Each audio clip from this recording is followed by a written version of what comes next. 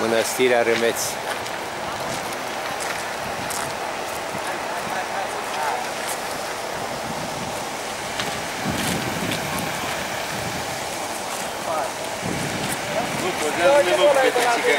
Lasă, băi! Ești operator de la de mare clasă. Până tu cu și de seară ala și mi le trimis cu mine, îl mâncați azi nasul tău de băiat. Oh, stai! Ne mai trimite și el? Tot timpul. de asta vedeai tu mai mult.